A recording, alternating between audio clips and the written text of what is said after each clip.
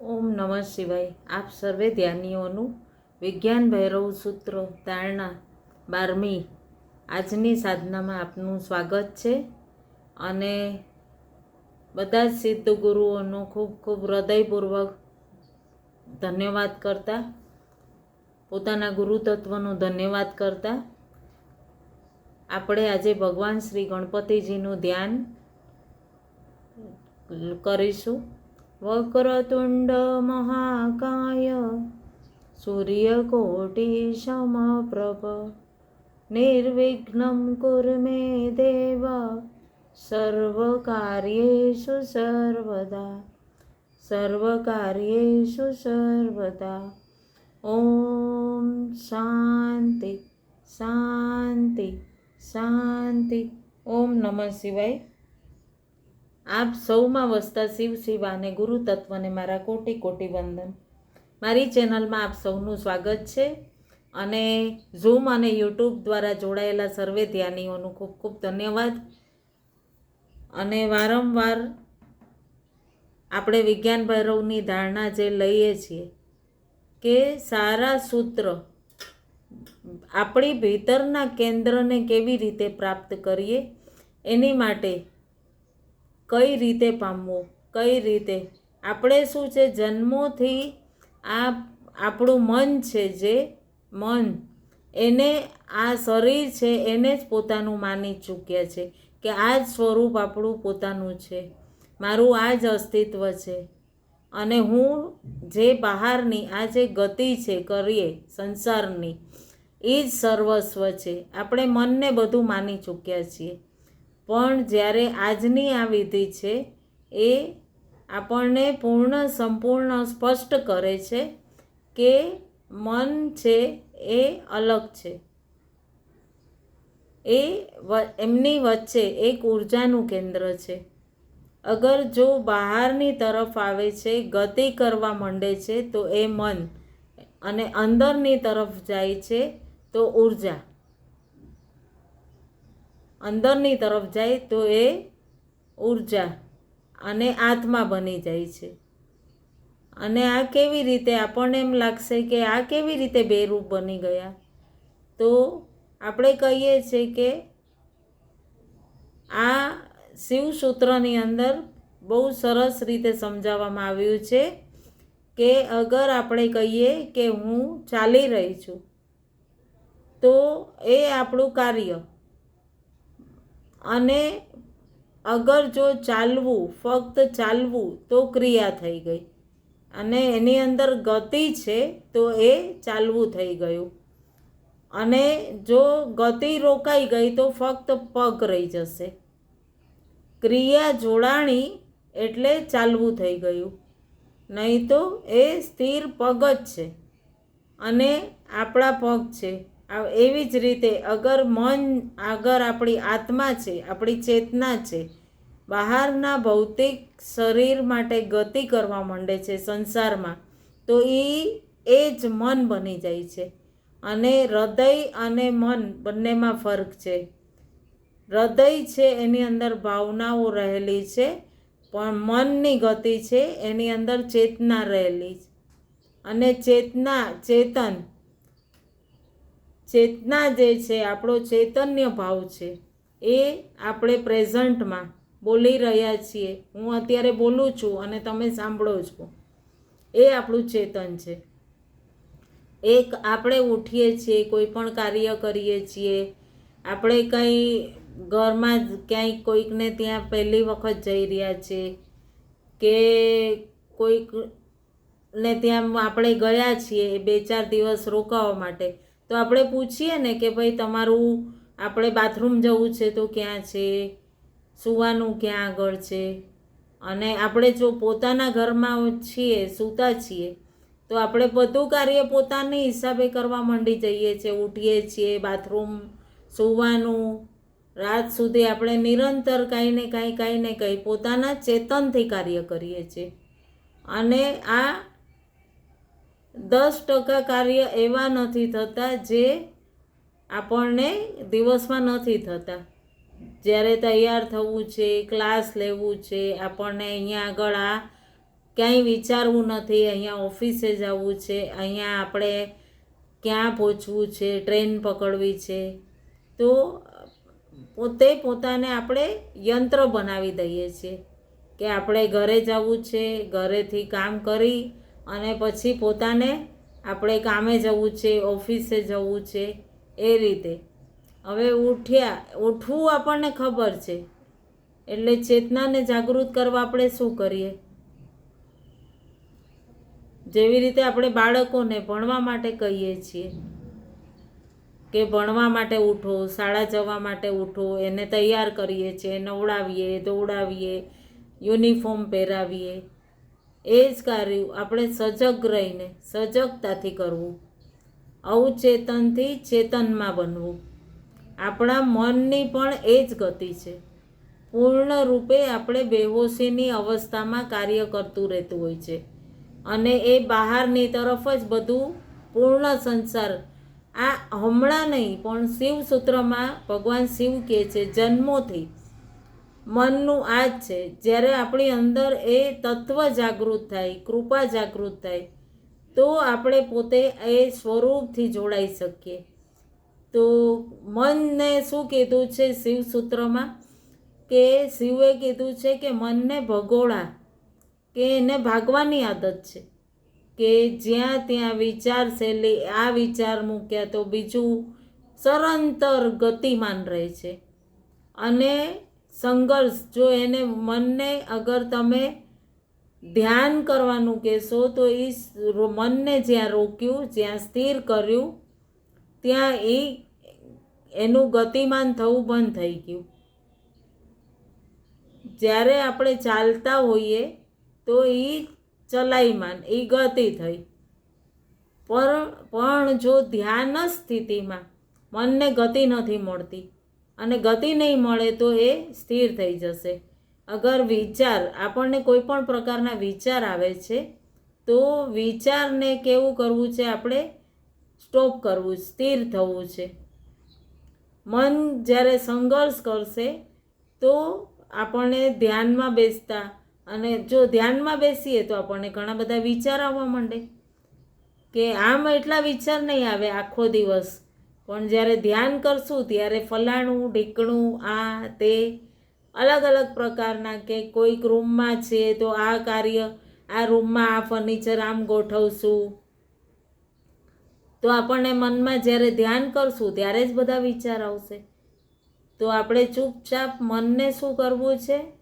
કે એને ગતિ નથી આપવી. મનને એક અફર્મેશન, કે અત્યારે મારે, આપણે કેવું ટીવી જોવા બેસીએ કરીએ તો આપણે કેવું કે શાંત બેસી જઈએ છીએ બધા કામ મૂકીને, એ રીતે ધ્યાનમાં આપણે બેસવું હોય ત્યારે પૂર્ણ ધ્યાન, પૂર્ણ મનને ગતિ રોકી દેવી છે. અને ગતિ રોકવી છે આપણે, મનની ગતિ. અને ક્યાંયક આપણે ગયા અને ત્યાં આગળ બેઠા છીએ અને ત્યાં આગળ ફૂલ રૂમ ભરેલો છે, તો આપણને જ્યાં જગ્યા મળી ત્યાં આપણે એક ટેબલ હોય કે ખુરશી હોય ત્યાં બેસી જાય. તો મન જ્યાં રોકાય, જ્યાં મનમાં એક ઠહેરાવ આવે તો પ્રકાશ થાય અને બધા વિચાર જે મનમાં આવતા હોય એ બંધ થઈ જાય. તો વિચાર જે આવે છે ને એ ક્યાંથી આવે છે? કોઈ બહારથી નથી આવતા, આપણા મનની અંદર ભરેલા છે, આપણી અંદરથી જ આવે છે. તો આજની જે વિધિ છે એમાં આપણી ગતિ, મનની ગતિને રોકીને એકાગ્ર થવું. મનની ગતિ રોકાણી તો મન મરી ગયું અને એ ચેતના બની ગયું. અને ચેતના એ આપણો સ્વભાવ, અને મન છે એ કર્મ. અને કર્મ કરશું તો એ ગતિમાન. પગ છે આપણા ચેતના, ચાલવું છે એ આપણું કર્મ થઈ ગયું.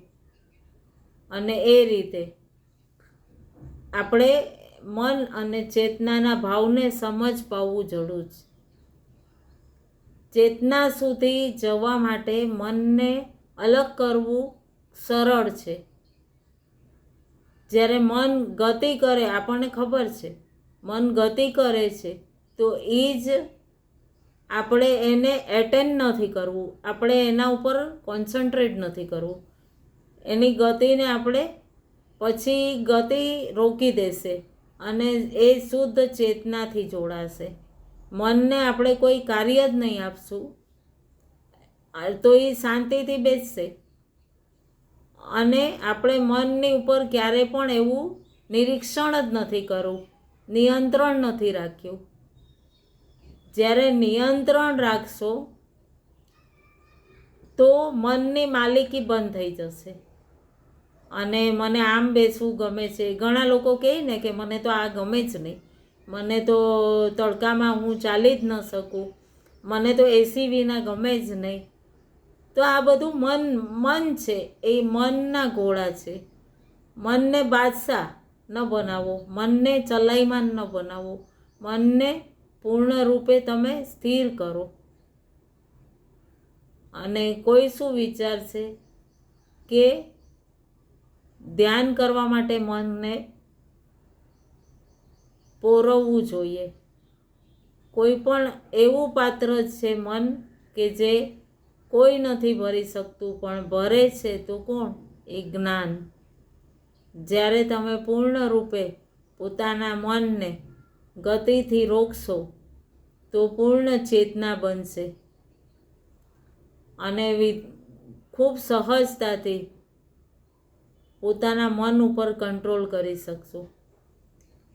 તો વિધિ આજની જે છે એમાં શું કીધું?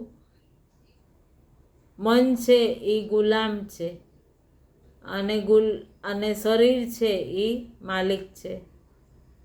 તો એની ગુલામી અને માલકિયતથી આપણે એકાગ્ર થઈને આત્મભાવ જાગૃત કરવો, એ આપણે અનુભવ કરવો. અને એ અનુભવ કરવાથી શું થાય છે?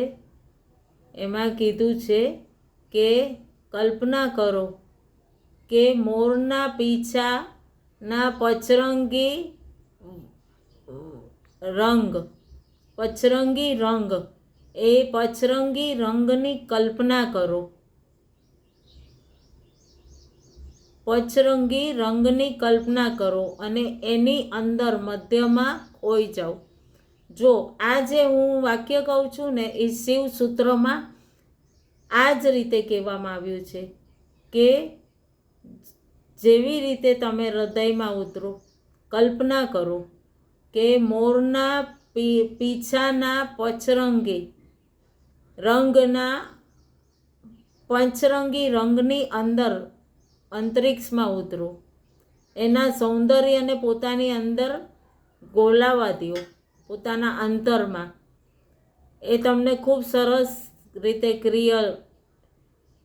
અને બીજી વિધિ કીધી છે કે બિંદુ દિવાલ ઉપર કે શૂન્યમાં સ્થિર કરવું.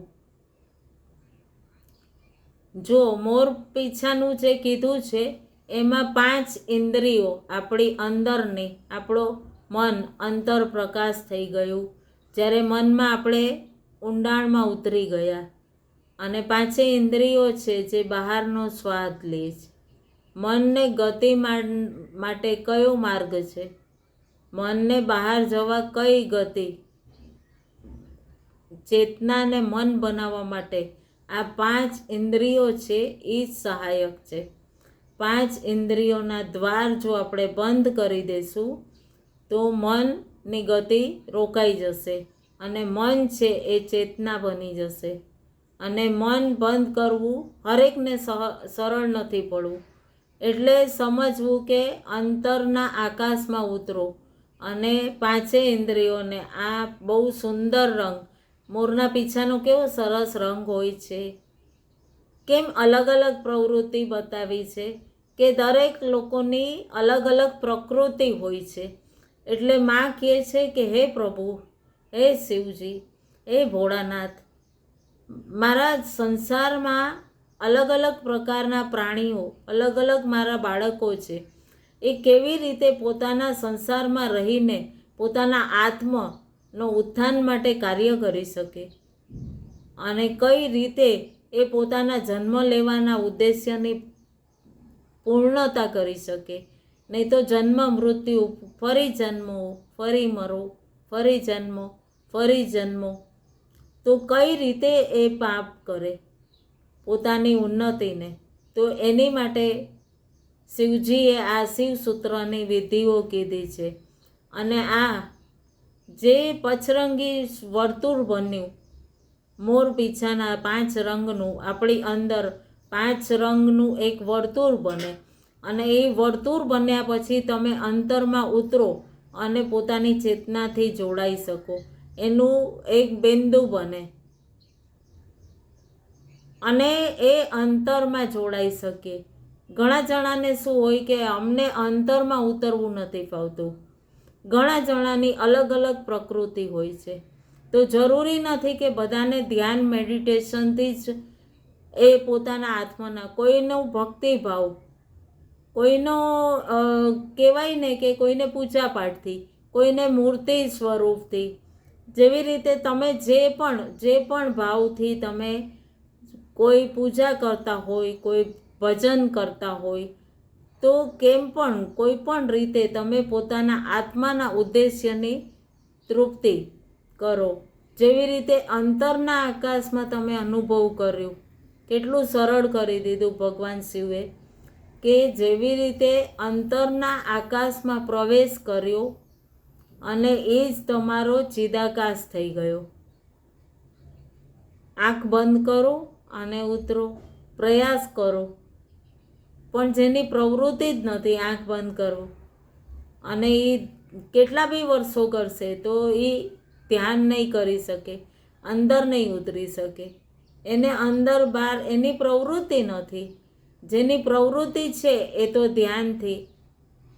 એટલે જ તો મહાદેવની બધાને જાણવાની આ દિવ્ય ક્ષમતા અને મહાદેવની આ જે વાણી છે કે દિવાલ ઉપર એક બિંદુ કરી નાખો અને એ બિંદુમાં એકાગ્ર થઈ જાઓ અને લગાતાર એ બિંદુને તમે જોશો તો એમાં તમે ઠહેરાવ આવી જશે.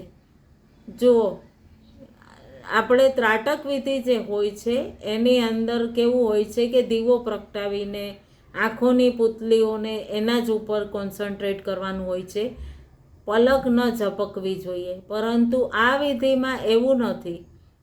અસીમ પ્રેમ કોઈ પણ વ્યક્તિથી, કોઈ પણ વસ્તુથી, તો આપણે કેવું એને પલક ઝપક્યા વગર એને નિહાળતા જ રહીએ.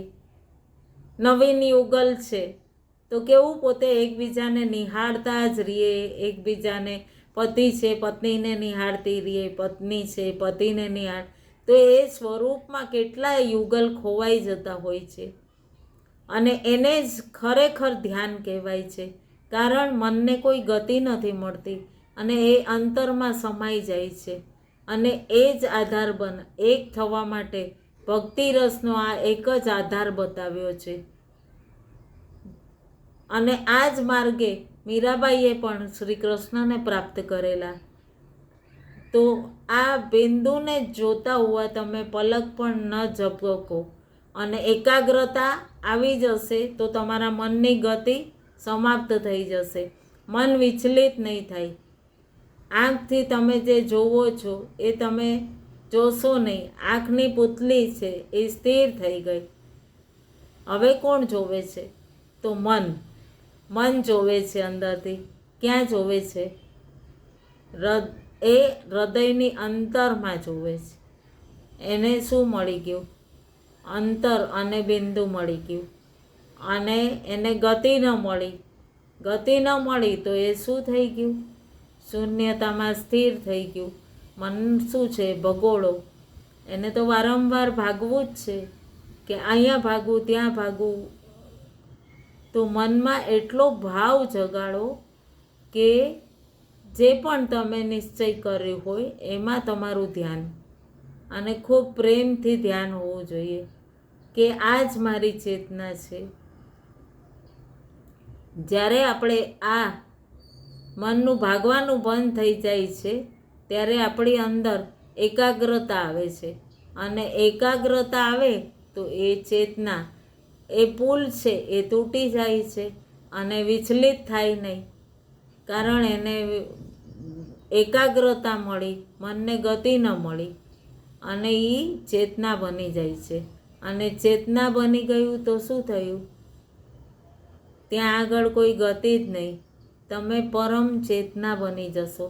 અને એકવાર જ્યારે એ ચેતનાથી સ્પર્શ થઈ ગયો ત્યારે મનની ગતિથી જે બહાર ભાગતી હતી એનાથી પૂર્ણરૂપે વિચારો દ્વારા તમે લક્ષ્ય ઉપર પ્રાપ્તિ કરી લીધી અને પૂર્ણરૂપે પોતાના અંતસમાં ઉતરવા માંડશો. જ્યારે તમને ખબર જ નહીં રહે કે તમારી આંખ ખુલી છે, પણ તમને બિંદુ પણ નહીં, કારણ કે તમે મનની ગતિને રોકી લીધી અને ઊંડાણમાં ઉતરી ગયા છો, પોતાની ચેતનામાં સ્થિર થઈ ગયા છો. આ જ કેન્દ્ર, આ જ અસ્તિત્વ છે. મારા આગળ બધા વિડીયો જોવા માટે મારી ચેનલને સબસ્ક્રાઈબ કરો અને લાઈક કરો અને શેર જરૂર કરો. ઓમ નમઃ શિવાય. આપ સૌમાં વસતા શિવ, શિવા અને ગુરુ તત્વને મારા કોટી કોટી વંદન. ઓમ નમઃ શિવાય.